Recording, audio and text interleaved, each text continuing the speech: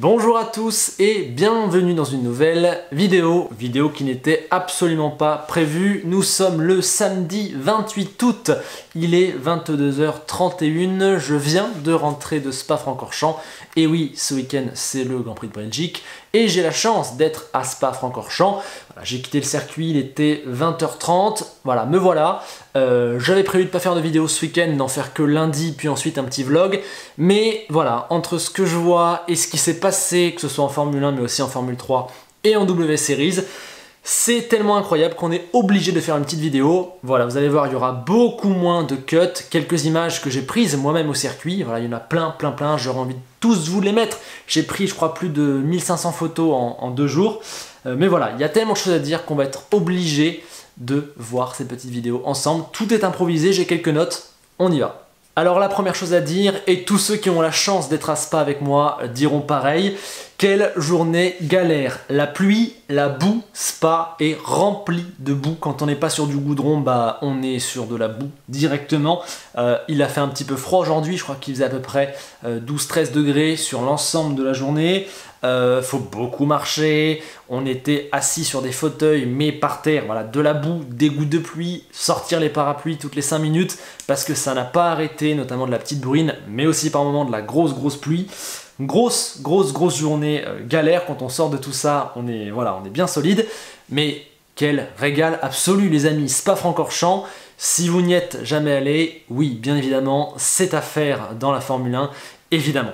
Spa c'est complètement énorme, déjà le lieu, l'endroit, on est en pleine forêt, il y a du dénivelé de malade, on s'en doute à la télévision mais en vrai évidemment le dénivelé est complètement fou, c'est super authentique, on sent vraiment que c'est un vieux circuit, on se faisait la réflexion qu'on se disait qu'aujourd'hui personne ne viendrait construire un circuit à cet endroit-là, c'est dans des trous, dans la vallée, dans la montagne, il y a une rivière qui passe en plein centre, d'ailleurs quand on la voit de près, on comprend pourquoi c'est inondé tous les 4 matins, c'est vraiment incroyable qu'il y ait cette rivière, ça me fait un peu penser au stade de la Mosson, pour ceux qui sont pour les MHSC, voilà, petite dédicace. Non et puis voilà, c'est beau, c'est magnifique, il y a la forêt, il y a les arbres, il y a la brume, il y a tout ce côté authentique, historique, c'est beau de visu, le circuit claque. Et puis les lieux du circuit sont tout simplement exceptionnels. J'ai des tickets bronze, pour ceux qui voient à peu près ce que c'est. Donc j'ai pu me balader à plusieurs endroits, c'est simple, j'ai tout fait. Kemmel, j'ai même eu la chance ce soir d'aller sur le Raidillon, un superbe spot complètement incroyable. Voilà, Bruxelles, les Combes, Pouhon. Voilà, j'ai passé aujourd'hui ma journée à Pouhon, complètement fou, je vous mettrai des images. Tout, même la dernière chicane, Blanchimont, la dernière chicane, la remontée jusqu'à la ligne d'arrivée. On aperçoit même par endroits la source, le dernier virage, le paddock. Non, c'est complètement dingue. Et puis quand même, la pluie, ça a du bon parce que ça donne des images complètement folles. Je vous le disais, j'ai cartonné avec l'appareil photo, ça donne des trucs complètement magnifiques. Et même à assister en bord de piste, voir la pluie, voir les voitures rouler comme ça, parfois avoir un peu moins d'appui, bah voilà, c'est des images folles.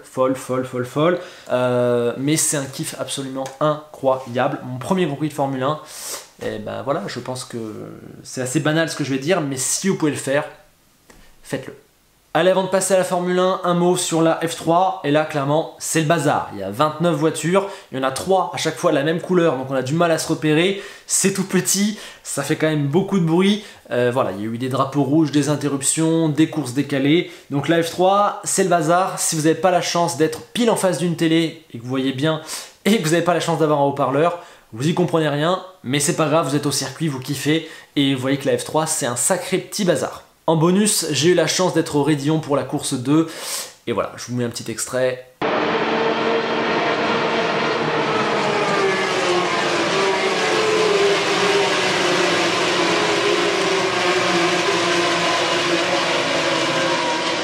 C'est génial.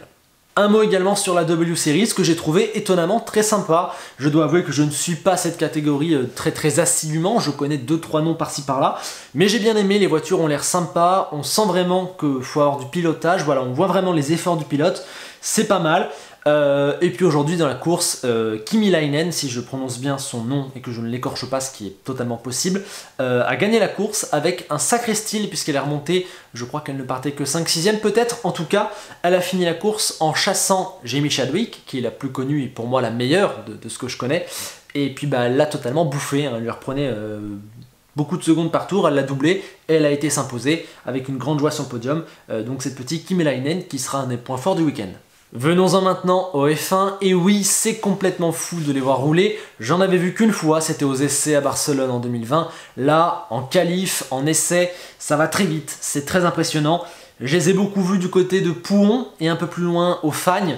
Voilà, c'est incroyable. J'ai pas vu vraiment d'erreur de pilotage. Un peu plus au Fagnes vendredi, où j'ai vu notamment Carlos Sainz et Ricciardo être pas loin de la mettre dans le mur, en tout cas de la perdre. Et c'est impressionnant. Les images des F1 sous la pluie, j'imagine que je vous en faites défiler, c'est complètement magnifique. Allez dans l'optique de demain, et pour parler un petit peu de cette journée de Formule 1 complètement incroyable et historique, eh bien on va prendre l'ordre de la qualif et on va dire un mot de chacun. Les As, je passe rapidement, ça se voit à l'œil nu qu'elles sont lentes. En vrai, moins que ce que je pensais, je les pensais moins stables, je pensais vraiment voir une voiture différente. Voilà, à l'œil totalement nu, la différence reste minime quand même. Mick Schumacher qui a collé une seconde à Mazepin et qui est devant Kimi. Bravo Mick, encore une fois, les conditions n'étaient pas faciles, il n'y a pas eu d'erreur. D'ailleurs, ni Nikita ni Mick n'ont fait d'erreur dans leur As ce week-end, malgré les conditions piégeuses, donc bravo à eux. Kimi qui est donc 19e entre les deux As et qui a pris une claque, 2 secondes 1 d'écart avec Giovinazzi. Il n'avait pas pu rouler en FP3 le matin. Voilà, est-ce que c'est à cause de ça? Je ne sais pas. En tout cas, c'est une performance très pauvre. Je pense qu'il compte sur la course pour se reprendre. Tsunoda 17e en Q1, il prend un écart monstrueux de 2 secondes 4 avec Pierre Gasly. On parlait de Tsunoda qui évolue et qui nous montre de belles choses, c'est pas encore le cas. J'ai bien aimé son discours, il a clairement dit « j'aurais dû être en Q2 ». Oui, il ne l'est pas. Une course qui s'annonce compliquée, surtout si elle est sous la pluie. Giovinazzi donc qui a battu à plat de couture notre ami Kimi Räikkönen. Je ne sais pas s'il pouvait faire mieux avec son Alfa Romeo.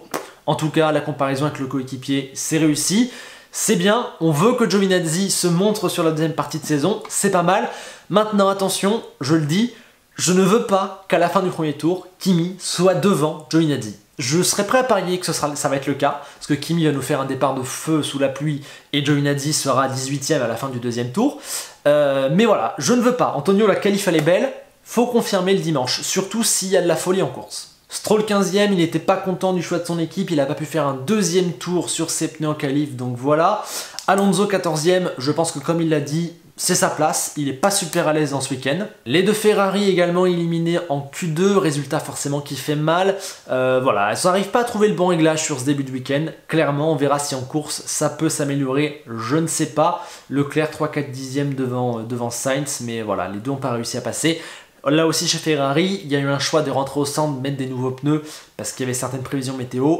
Ça a été malheureusement le mauvais choix. Latifi P12, très bien, comme Giovinazzi, on veut le voir progresser, montrer de belles choses sur la deuxième partie de saison. Forcément, quand on voit ce qu'a fait Russell, bien évidemment on va y venir, ça fait un peu mal, mais quand même, Latifi 12e avec sa Williams, il passe en Q2, il fait une très belle Q2, il est devant une Ferrari, une Alpine, une Alstom, les deux Alfa, une AlphaTauri, très bien. Je veux demain une belle course, surtout s'il y a moyen. D'ailleurs, il partira même 11e avec la pénalité de Bottas.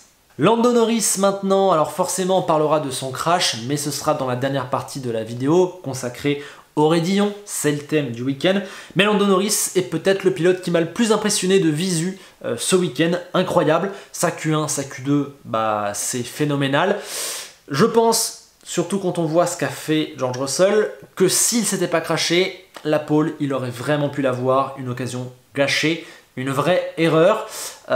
C'est bête parce que la performance elle était là. Il a peut-être gâché son week-end en plus parce que quand on voit que Leclerc à Monaco n'a pas pu partir alors que le choc était assez minime, et quand on voit là la voiture comment elle est détruite, j'ai d'ailleurs quelques images de la pelleteuse qu'il a ramenée, de la dépanneuse, franchement ça m'étonnerait si Lando Norris part 10e demain. 9e du coup avec la pénalité de Bottas.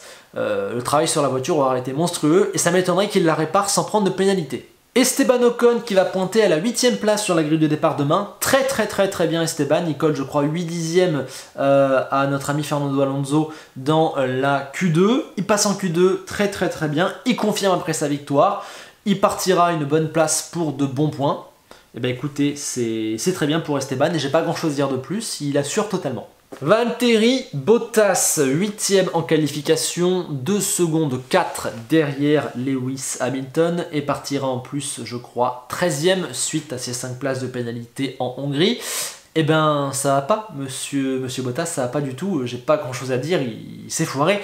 Dès que les conditions sont piégeuses ou difficiles, eh ben il disparaît totalement. On l'avait vu à Imola, voilà, j'ai peur que demain il nous fasse une Imola, comme on l'avait déjà vu faire ailleurs, c'est-à-dire que ben il va prendre son départ, il va être 11e, 12e derrière des voitures plus lentes que sa Mercedes, mais comme il pleut un peu et que c'est un peu tendu, eh ben il va pas arriver à remonter. Hamilton a dit une phrase en interview qui était, je ne sais pas s'il l'a calculé, qu'elle était vraiment mesquine, mais elle peut sonner un petit peu comme ça.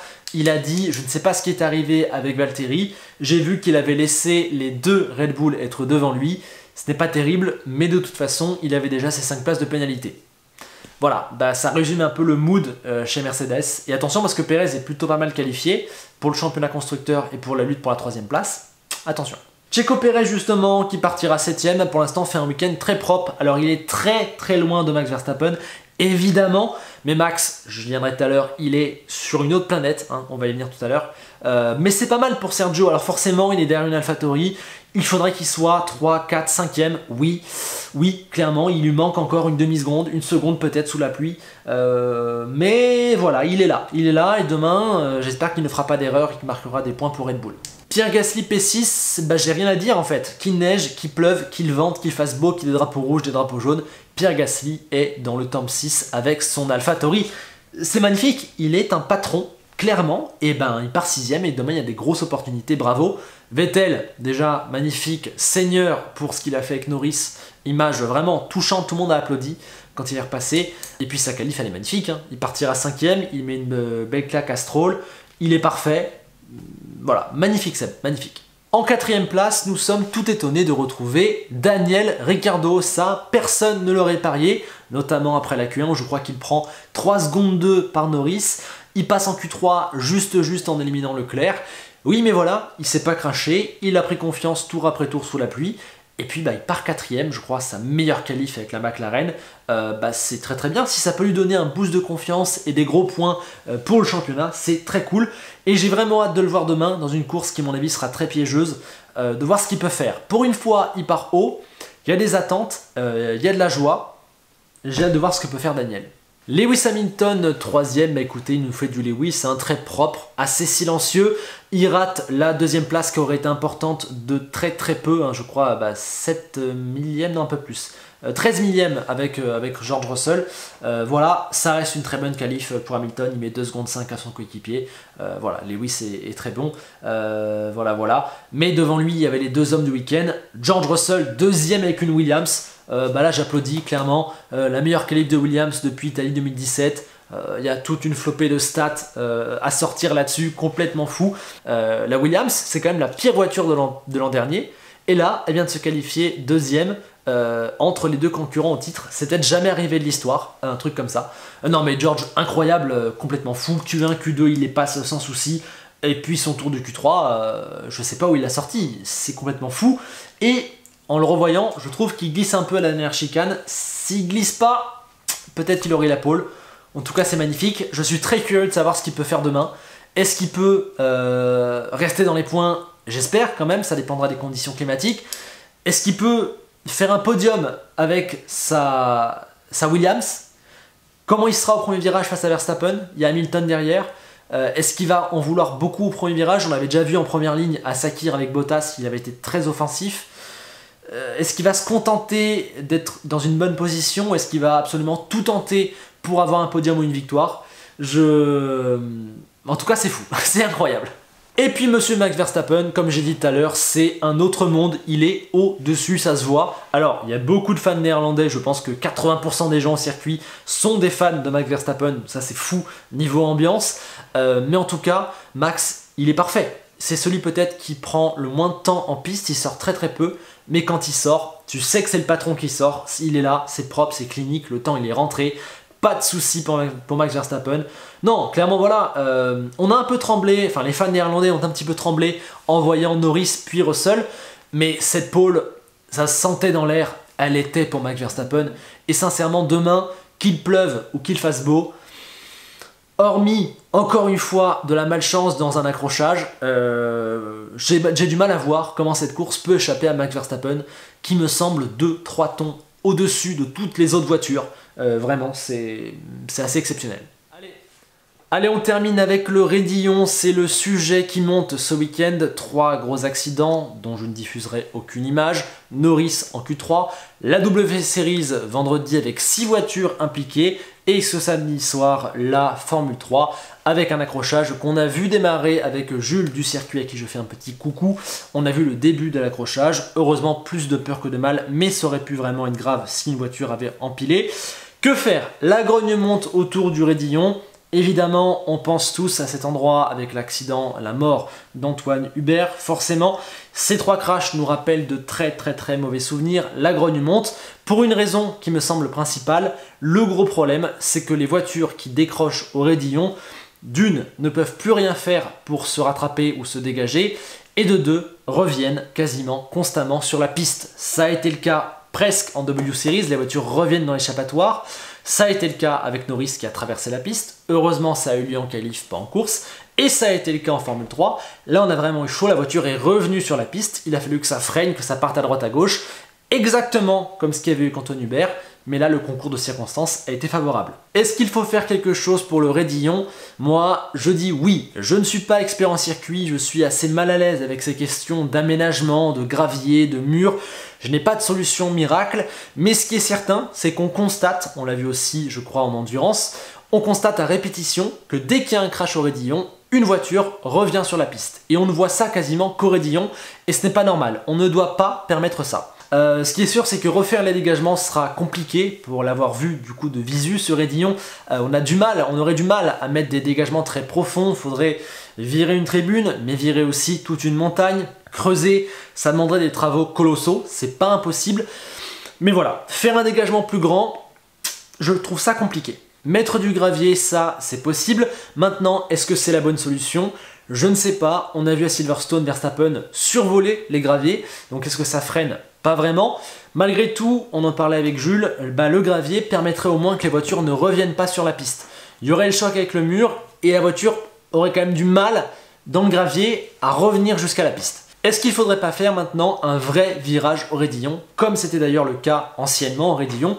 Il y a de la place, parce qu'il y a un bel échappatoire sur la gauche où personne ne sort jamais, personne ne sort dans le bas du Raidillon, c'est toujours en haut. Donc à cet endroit-là, on aurait effectivement de la place de faire un vrai virage qui demanderait au pilote de freiner. Maintenant, c'est quand même en montée, voilà, faut l'organiser, je ne sais pas si c'est la solution miracle, ça aurait le mérite de réduire la vitesse et de faire que les voitures ne tenteraient pas de le passer à fond, et si tu perds le contrôle, tu ne peux plus rien faire et tu reviens sur la piste. Si ça allait moins vite, ok. On pourrait aussi mettre un mur, une rambarde tout le long du Raidillon à gauche. Pourquoi pas, comme on le voit à Monaco, maintenant la vitesse me paraît très élevée pour mettre des murs aussi proches. Et puis, comment la voiture va vraiment taper, au moins elle ne reviendra pas sur la piste, elle sera directement éjectée, mais elle va quand même sûrement traverser la trajectoire. Selon comment le pilote tape, elle peut s'encastrer, elle peut revenir en arrière. Hamilton a beaucoup parlé d'une bosse, c'est vrai, on la voit, mais je pense que ce n'est pas elle qui est responsable parce qu'elle est quand même plus basse que l'endroit où les pilotes ont fait des erreurs, donc je ne pense pas que ce soit ça. Est-ce que les pilotes vont trop vite dans le Raidillon? Peut-être, mais en même temps c'est le but d'un virage, d'aller le plus vite possible dedans, enfin de le passer le plus rapidement. Donc on peut pas demander aux pilotes de freiner, ça c'est je pense une mauvaise option. Même s'ils doivent être responsables, ils savent ce qu'ils font, on peut pas leur dire ok vous le prenez moins vite, ça marchera pas. Il faut faire quelque chose de par la configuration du circuit, c'est aux organisateurs de faire un truc, pas forcément aux pilotes, même si évidemment c'est eux qui prennent les risques, donc c'est eux qui doivent savoir. Et enfin le dernier point, ceux qui diraient qu'il ne faut pas toucher au Raidillon car il est historique, je trouve que l'argument ne tient pas, car dans l'histoire le Raidillon a changé plusieurs fois, donc pour moi ça ne tient pas. Et puis surtout, malheureusement, l'argument de l'histoire face à l'argument de la sécurité, ça tient pas non plus. Voilà, si on avait vraiment tenu toujours l'argument de l'histoire, eh bien on n'aurait jamais changé le Nürburgring. Et puis il y aurait eu des morts, et puis Jackie Stewart n'aurait jamais réussi sa quête de sécurité. Voilà, on est à un moment où il y a un problème avec le Raidillon, il faut arrêter de se voiler la face maintenant. On s'est, je trouve, peut-être trop voilé la face tous collectivement après l'accident d'Antoine Hubert. Maintenant il faut agir, il y a déjà eu un drame, il ne faut pas qu'il y en ait un autre. Donc voilà, moi c'est compliqué, je suis pas du tout expert et je suis assez mal à l'aise avec ces questions d'aménagement de circuit, j'ai pas de solution miracle, mais proposez ce que vous pensez faire. Mais voilà, je pense qu'il s'impose quelque chose, qu'il faut faire quelque chose à ce Raidillon, on n'en peut plus. Et aujourd'hui, ce dimanche, les 3 courses, Porsche, F3, F1, auront lieu avec ce raidillon-là, potentiellement sous la pluie. Et voilà, il y a une petite ambiance bizarre qui se détache autour de ce raidillon. Voilà, sur ce, je vais vous quitter. Je pense que j'ai assez parlé. N'hésitez pas dans les commentaires à donner vos avis. Si vous êtes à Spa, à donner votre ressenti, à donner vos anecdotes. Je veux aussi vos pronos pour demain. Est-ce que Russell va faire un podium, marquer des points? Qui sera le grand gagnant et le grand perdant de la journée? Verstappen va-t-il reprendre l'avance, la tête du championnat? Voilà, parlons un petit peu de cette avant-course qui va être un régal absolu. Je vous embrasse. À l'heure où vous regardez la vidéo, je suis certainement sur le circuit en train de regarder nos belles F1, nos belles F2, nos belles F3 pardon. Voilà, j'espère que cette vidéo à l'arrache avec un décor fait de briques et de broc et une lumière approximative vous aura plu. Merci pour tout les amis, si on se croise au circuit, n'hésitez pas à venir dire bonjour. Et on se quitte avec une phrase d'Enzo Ferrari qui disait: la F1 c'est bien à la télé, mais c'est encore mieux au circuit. À bientôt.